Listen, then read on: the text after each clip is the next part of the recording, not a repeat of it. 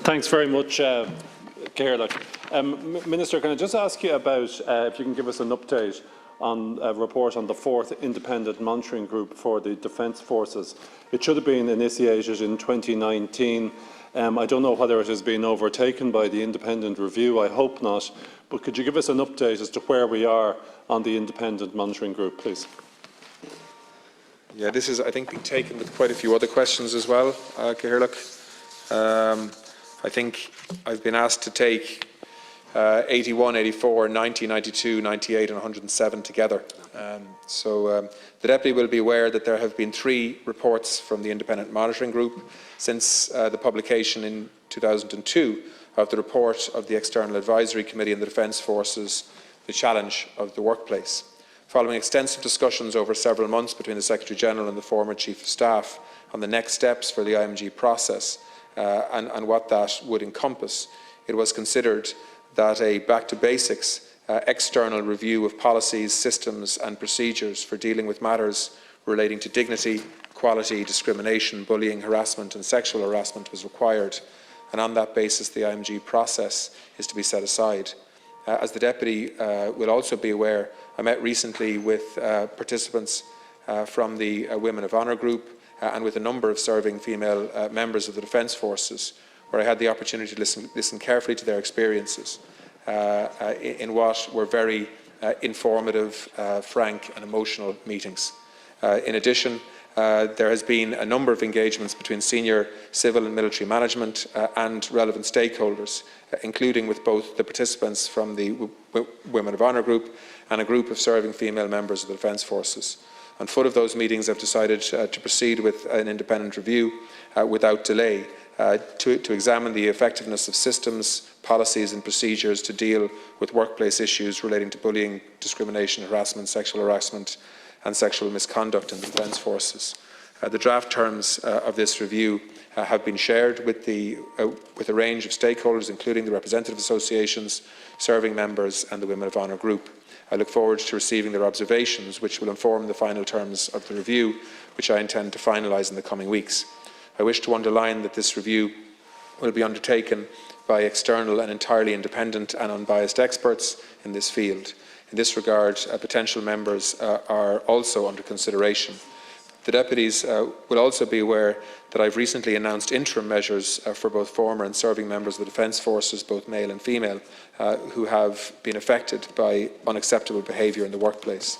An agreement has been reached with Raise a Concern, an organisation working with private sector and public bodies on issues relating to workplace wrongdoing, on the appointment of an external confidential contact person who will be available to assist both serving and former members of the Defence Forces who have been affected by these issues. This service provides a safe space to support and for reporting of alleged wrongdoing. In addition, I have announced that my department and the Defence Forces are engaged with the Dublin Rape Crisis Centre in terms of assisting both serving and former personnel who have suffered sexual harassment, sexual assault or rape in the workplace. Finally, I wish to reiterate my commitment and that of the Secretary-General and the Chief of Staff to ensure that every member of the Defence Forces, male and female, can carry out their duties in a safe and respectful workplace based on dignity, equality and zero tolerance for any kind of unacceptable behaviour.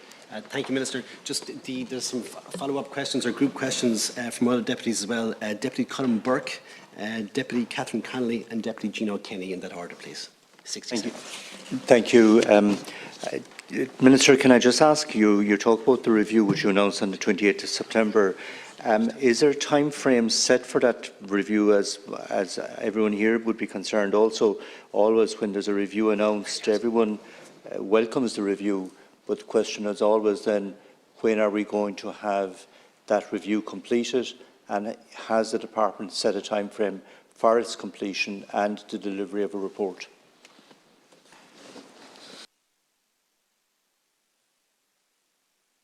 Minister, I very much welcome what you've said about the establishment of an independent review, but I'm concerned that that appears to have superseded and overtaken the independent monitoring group. I think that's reflected by the fact that you've linked my question with the other questions about the independent review, which obviously is required, but I think there is concern within the Defence Force representatives about the fact that it appears to be the case the independent monitoring group has been set aside. You said in your answer that it's been set aside on the basis of the establishment of the independent review. Does that mean, Minister, that the independent monitoring group is going to be disbanded? And if it is that it's going to be disbanded, well, what work is going to be undertaken by the independent review, and when does he envisage that that group will be allowed to continue and complete its work? You'll be aware that the representative associations make the point that in an environment where inadequate manning levels and operational levels leads to a lack of mentoring, supervision and governance, that it's essential the employee representatives are included and an employee voice is heard. I'm just wondering, will that voice be heard in the review you're proposing, Minister? Deputy, thanks for that. Deputy Callaghan, we have 2 minutes for the Minister to respond to Deputies Burke and O'Callaghan, and then we will continue with Deputy Connolly and Deputy Kelly. Yeah. Well, look, first of all, Deputy, the time frame will, in terms of the review to take place, will be agreed as part of the terms of reference. My understanding is that we're looking at a review that will probably take about 6 months, I'd say. And then obviously to produce a report with recommendations that obviously we will want to act fully on, both within the Defence Forces, but also supported by the Department of Defence and the government more generally.